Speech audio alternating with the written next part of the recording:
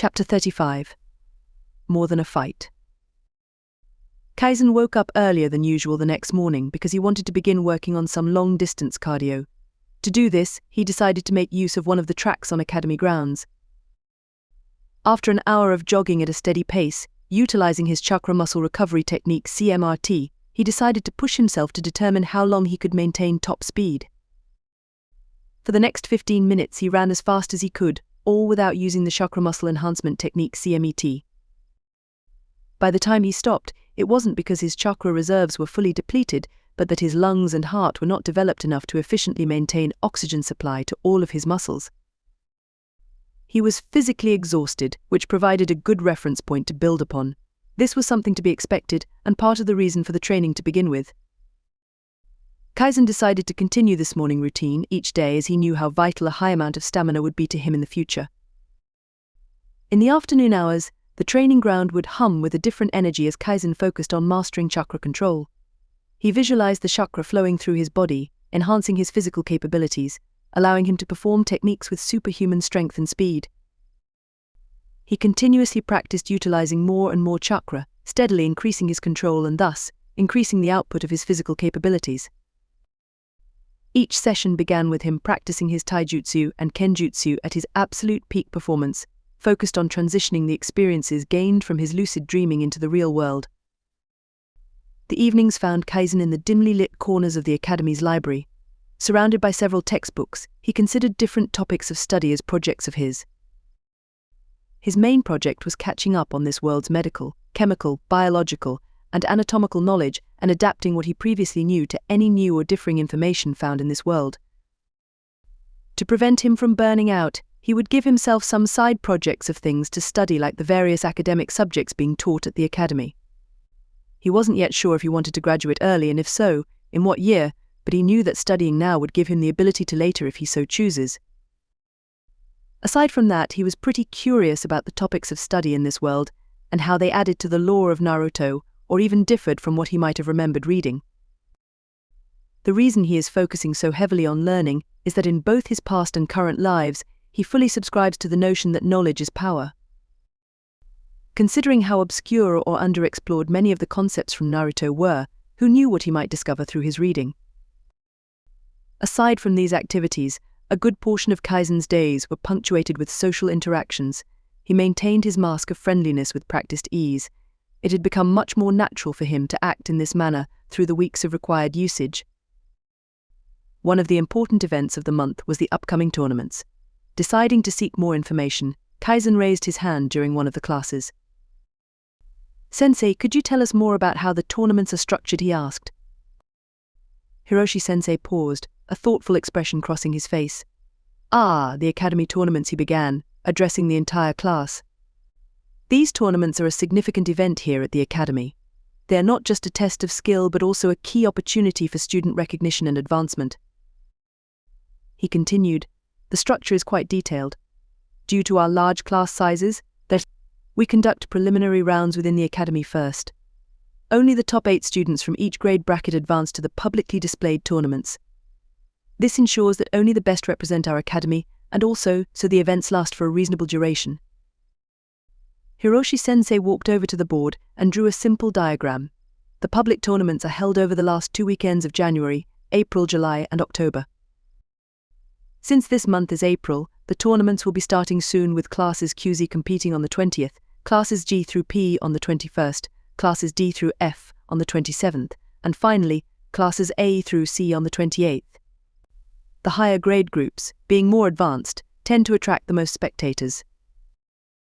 He turned back to the class, noting their attentive expressions. These events are open to the public, and citizens of Konoha can buy tickets, or even season tickets to attend. There are various seating options, including premium viewing areas with better amenities and complimentary food and drinks. The academy gains sponsorships and sells advertising spaces to businesses in Konoha. They also allow businesses to rent spaces within the stadium to sell merchandise. These businesses have to pay a small percentage of their profits to the academy in addition to the rental price of the space. Overall, among other included features, these tournaments generate significant revenue for the academy, serving as one of the sources of funding for our resources and training equipment. Another student raised their hand. Sensei, I remember hearing from somewhere about gambling being involved as well. Is that true? Hiroshi-sensei nodded. Yes, gambling is a part of the tournaments. Principal Kamiko personally oversees this aspect, ensuring it is well managed. There will be basic information on the students participating, such as their areas of talent, class performance, family clan, and so on. The academy controls the betting odds, money collections, and subsequent payouts. Only those of the appropriate age and not involved with the academy are allowed to participate in betting. Principal Kamiko has a committee in charge of ensuring no corruption takes place within these bets. The ones found attempting to cheat are severely punished by the village. Kaizen listened intently, absorbing the information. The tournaments were clearly more than just a competition, they were a complex event with multiple layers of significance. Any other questions? Hiroshi-sensei asked, looking around the room. Sensei, can you explain the specific rules governing the tournaments? One student asked Hiroshi-sensei. Hiroshi nodded, appreciating the question. Certainly, he replied, turning to address the entire class. The tournaments are structured to showcase different levels of skill and ability. For students in years 5 to 6, as well as those in classes A through C from years 2 through 4, the use of ninja tools, genjutsu, and ninjutsu is permitted during their matches. This allowance reflects their advanced training and capabilities.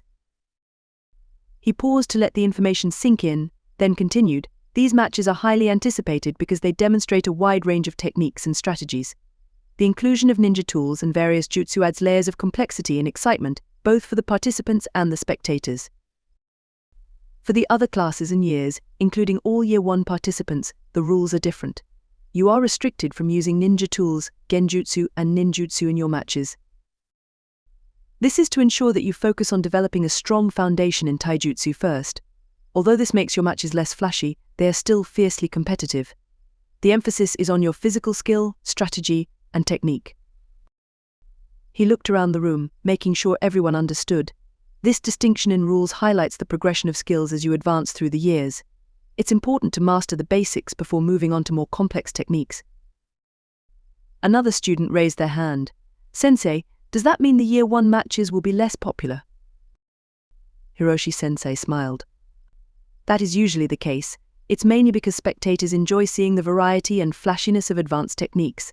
However, do not underestimate the importance of mastering taijutsu at your level. The skills you develop now will be the foundation for everything you learn in the future. Kaizen understood the reasoning behind the rules. The explanation gave him a clearer picture of what to expect and what was expected of him in upcoming tournaments. Sensei, are there other benefits to performing well in these matches? Another student asked. Hiroshi-sensei's smile broadened. Yes, there are several significant benefits, he began. Firstly, performing well in these tournaments can affect your rank within your class bracket. High performance can lead to moving up to higher graded classes, which means more advanced training opportunities and resources. He continued, additionally, doing well in the tournaments provides students with publicity among both citizens and Shinobi of Konoha. These events are watched by many, including potential mentors and sponsors. Your performance could open doors for future opportunities once you graduate from the academy. He paused, letting the students absorb the information. Recognition in these tournaments can also lead to mentorship from more experienced shinobi. They might take a special interest in you, offering guidance and advanced training that you might not otherwise have access to. Moreover, excelling in these matches demonstrates your capabilities and dedication. It shows that you are serious about your growth as a shinobi, which can positively influence how you are perceived by your peers and superiors. The class broke out into discussion upon hearing how important these tournaments could be. Some of them felt anxious and worried about their future, especially knowing that taijutsu wasn't their strong suit. Hiroshi-sensei raised his hand to signal for silence, noticing the concerns among the students. I want to make one thing very clear, he began, his tone serious but reassuring. These tournaments, while important, are not the end-all be-all of what defines you or your future as shinobi. The class seemed taken aback, and Hiroshi-sensei continued, the academy offers many paths and specializations.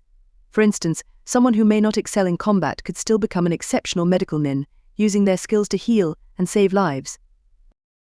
Similarly, a student with a keen sense for detail and tracking might become a top-notch hunter nin.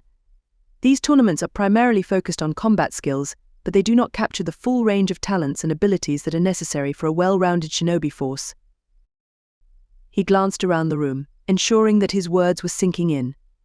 The academy evaluates a variety of aspects when determining class placements and ranks. Your performance in these tournaments is just one part of the picture. There will be other opportunities to showcase your individual strengths and specialties as you progress. Remember, all of you are still in your first month at the academy.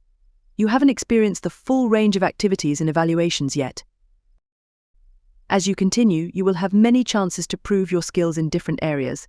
So, while you should strive to do your best in these tournaments, do not feel discouraged if combat isn't your strongest area. Kaizen and his classmates nodded, a sense of relief spreading through the room. The understanding that there were many paths to success seemed to ease some of the pressure they felt. Hiroshi-sensei smiled warmly. Each of you has unique strengths and talents. The key is to discover and cultivate them. The academy is here to help you grow in all areas, not just combat. Keep an open mind and take advantage of every opportunity to learn and improve. With that, the class session resumed, but the students now had a more balanced perspective on the importance of the upcoming tournaments and their own individual paths within the academy.